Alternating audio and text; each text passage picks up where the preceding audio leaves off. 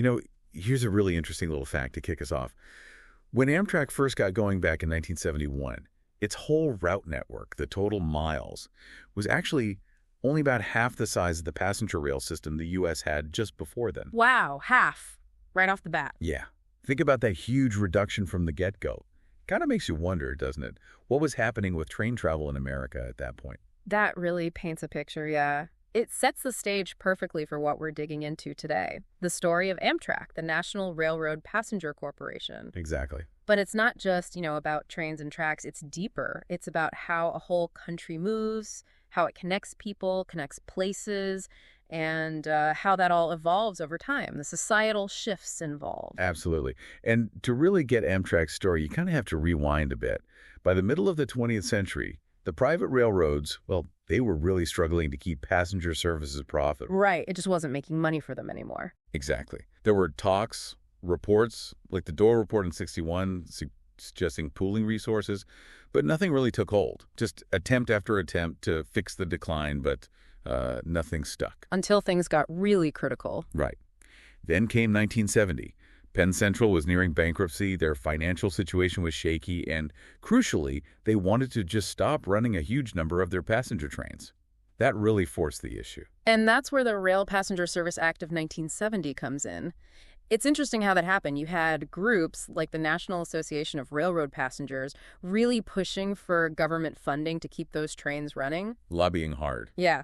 And the result was Amtrak, the National Railroad Passenger Corporation. It was set up as this unique kind of quasi-public for-profit company. For-profit, but getting taxpayer money. Exactly, to take over those intercity passenger trains. But, even though the idea was for it to eventually be profitable, a lot of people back then, maybe even in the Nixon administration that signed the law, they kind of saw it as a temporary thing. Like a last hurrah. Sort of, yeah. A nostalgic final run for passenger trains, they weren't necessarily banking on it lasting long term. Quite different from the proponents who hoped it'd just be a brief government intervention. Okay, so fast forward. May 1st, 1971. Amtrak is officially up and running. And most railroads joined, right? Most did. Only 6 out of the 26 private railroads still running passenger trains at the time decided not to join. But here's the kicker we mentioned. Amtrak didn't actually get any tracks. No tracks, no rights of way, nothing. Nope. All its first routes were just continuations of services the private railroads were already running. But like we said, they slashed the network.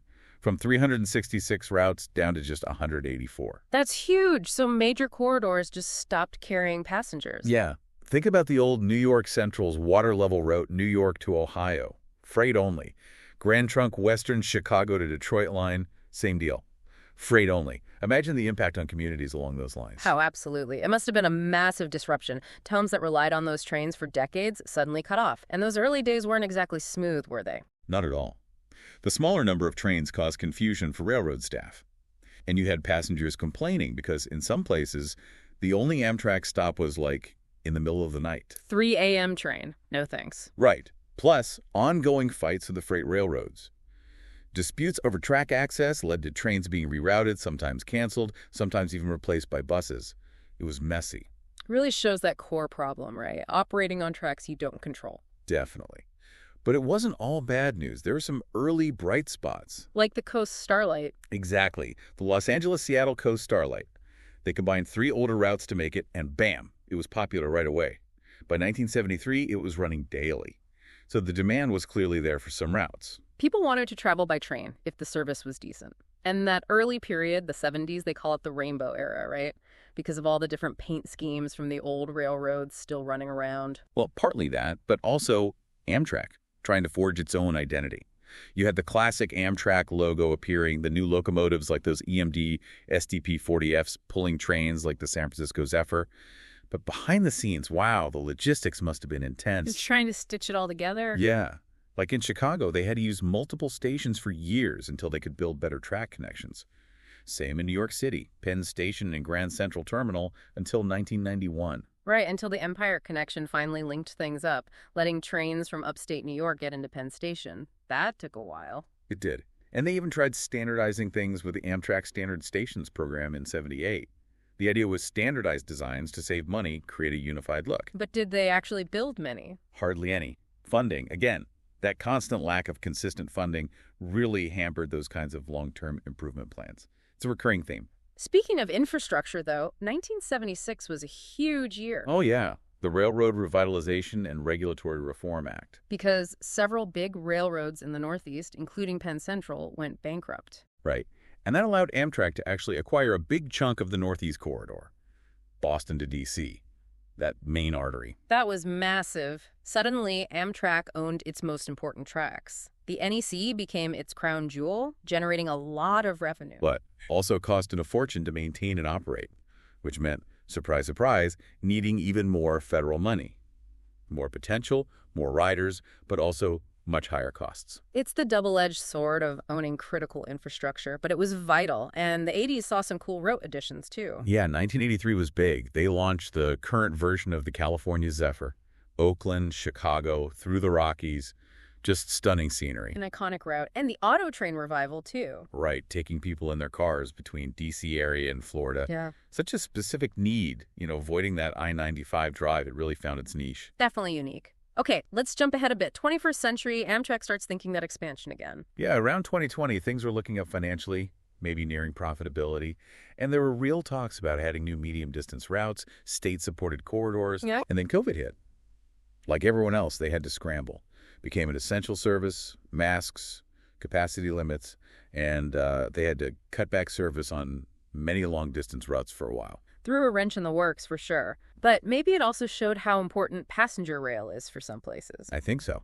And interestingly, coming out of that, in March 2021, the CEO, Bill Flynn, he unveiled this big plan, Amtrak Connects US. Ambitious stuff. Very.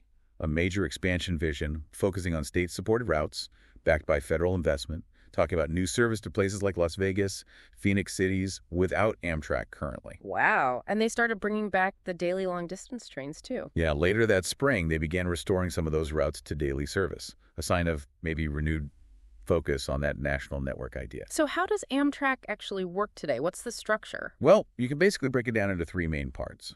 Right. First, there's the Northeast Corridor, that busy line we talked about, mostly electric. Right. High density. Second, you have the state-supported routes. These are shorter haul lines outside the NEC, where Amtrak partners with, I think, about 18 different states to run regional trains. So states chip in for those. Correct. And third, there's the national network. That's the medium and long-distance trains connecting different regions across the country. And who pays for what? Well, the federal government covers the bulk of the cost for the NEC and the national network. Those state-supported routes rely on state partnerships. Oh, and Amtrak also runs commuter trains under contract for some agencies, like MRC in Maryland or Metrolink out in California. They wear a few different hats. Interesting. And power sources. Mostly diesel outside the NEC. Mostly, yeah. The NEC and a few other pockets are electric, overhead lines, faster acceleration, but the rest of the country runs on diesel-electric locomotives. And service frequencies all over the map. Multiple trains an hour on the NEC. Versus maybe only 3 times a week for something like the Sunset Limited crossing the South. Big difference. And where the trains don't go, they have the Amtrak Thruway buses to connect more towns. Trying to extend the reach. What about ridership? You mentioned it was high before the pandemic. It was climbing steadily. Hit a record 32 million passengers in fiscal year 2019. Took a big hit with COVID, obviously. But it bounced back. Amazingly, yes. Fiscal year 2024, they hit an all-time record. 32.8 million passengers. It really shows people are still choosing the train, maybe even more so. That's quite a rebound. And they have loyalty programs, passes. Yep, guest rewards, Yeah. like an airline program, and rail passes, USA Rail Pass, California Rail Pass. Good deals if you're doing a lot of train travel. And are they getting new trains? The old ones are, well, old. They are investing. For the NEC, new high-speed Avalia Liberty trains are ordered. Should cut travel times, improve the ride. That's good news. For state routes, new Siemens Venture train sets are coming online. And importantly, in 2023, they put out a request for proposals to replace the entire long-distance fleet. Big commitment there. Finally. That's needed. What about onboard? What are the classes like? Okay, so on the Acela in the Northeast, you've got first class, premium stuff, and business class. On the regular long-distance trains, it's usually business class, coach class, reclining seats, and then for overnight trips, the first-class sleeper service. Private rooms, meals included. So a range of options. Amenities vary. Naturally. First class gets meals, Business gets more legroom, that kind of thing. Wi-Fi is common, especially out east, but Yeah. it could be spotty or non-existent on some long roads out west. Cell coverage issues in remote areas. Right. Makes sense. Booking is easier now, though. Oh yeah, e-ticketing went nationwide back in 2012. Much smoother. And baggage policies are generally pretty generous compared to airlines, which is a plus for many travelers. What about the environmental side? Trains are greener, right? Generally, yes. They often promote higher energy efficiency per passenger mile compared to flying or driving alone.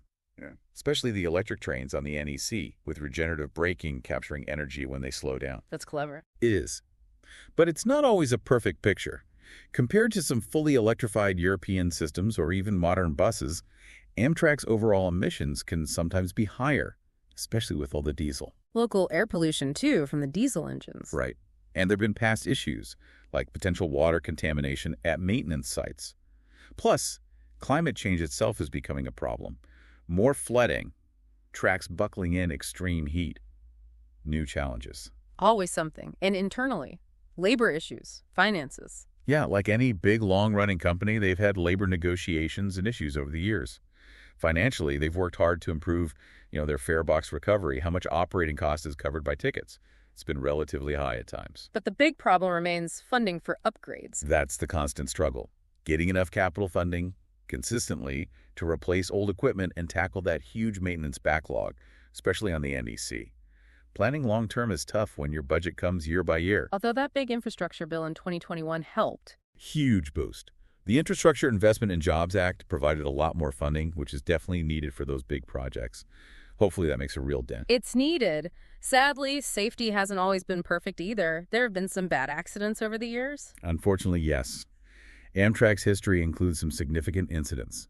Derailments like the City of New Orleans crashes, the Sunset Limited accidents, more recently the Empire Builder derailment in Montana, Southwest Chief in Missouri. And that crash in Washington State in 2017. Bro, that one led to changes like moving towards mandatory arbitration for settlements. These are just awful reminders of how critical safety and consistent maintenance investment really are. Absolutely paramount. Which kind of brings us to the future and what might be next. There's this big study happening, right? Yeah, the Federal Railroad Administration's long-distance service study. Yeah. It's due out in 2025. Mandated by that same infrastructure law. Exactly. Its job is to look at restoring or improving daily service on long-distance routes that were either cut back to less than daily or discontinued entirely as of late 2021. So really looking at bringing back service. Potentially. It's a massive effort. The FRA is talking to everyone. Amtrak, states, regional planners, towns, freight railroads, unions, passenger groups, tribal nations, everyone with a stake. Getting input from all sides. And the public, too. They got over 50,000 comments, apparently overwhelming support for more passenger rail. They even sent an interim report to Congress early in 2024. So what routes are they looking at specifically?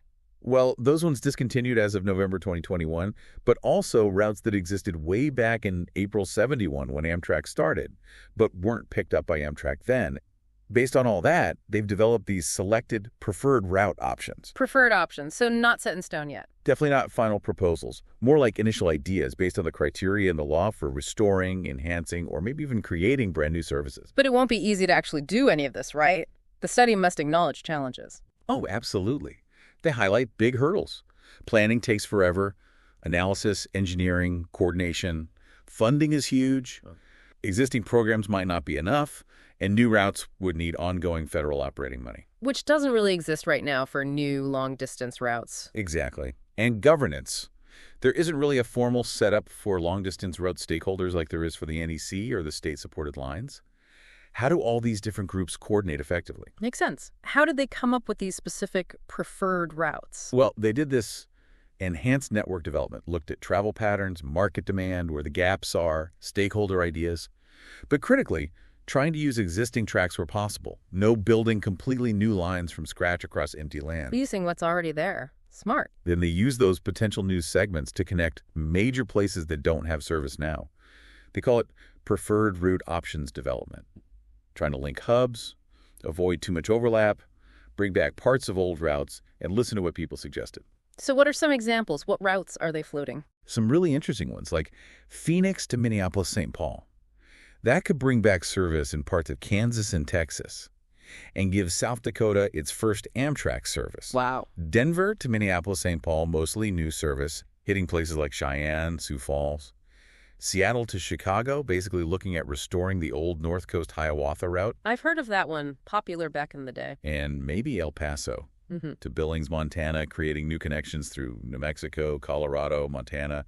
Lots of possibilities. What's the logic behind picking these specific routes? The main criteria seem to be boosting connectivity nationwide, linking big cities and small towns, and just generally improving the network.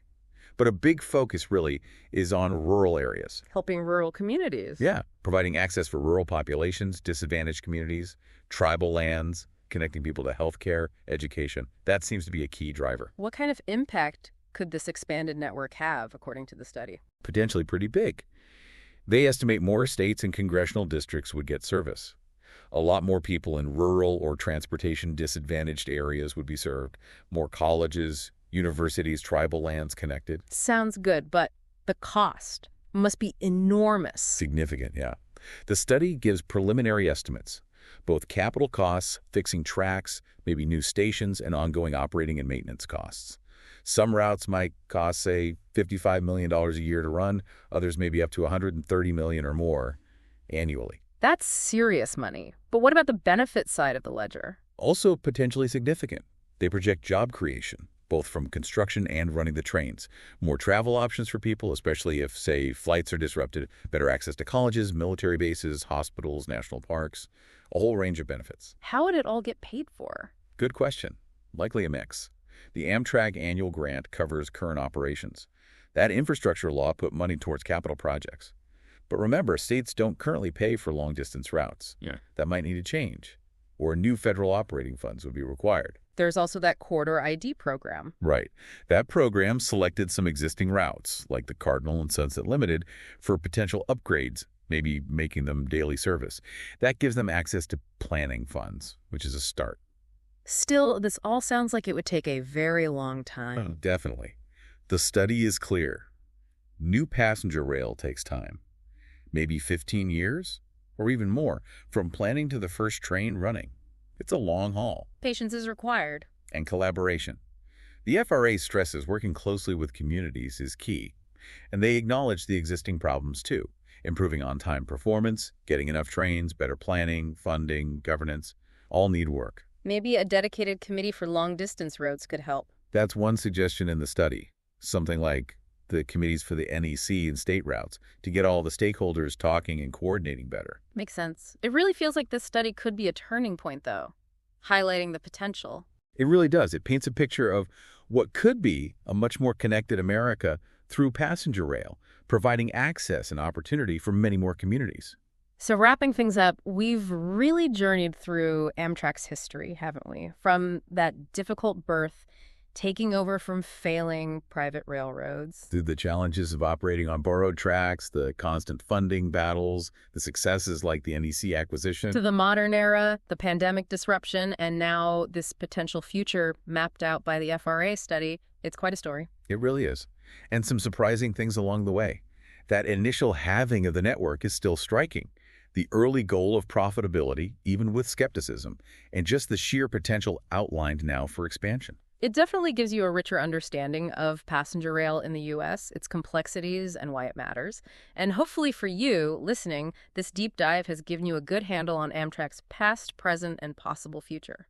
A shortcut to getting up to speed on it all, which leaves us with maybe one final thought to chew on. Go for it. Okay, so if this FRA study highlights all these potential benefits, better connections, economic boosts, access for underserved areas, what does that really mean for us? What fundamental changes in how we think about transportation policy, how we allocate funding, might actually be needed to make that vision of a truly robust, expanded passenger rail network a reality in the U.S.? That's the multi-billion-dollar question, isn't it? What are our priorities as a nation when it comes to connecting ourselves? Lots to think about there.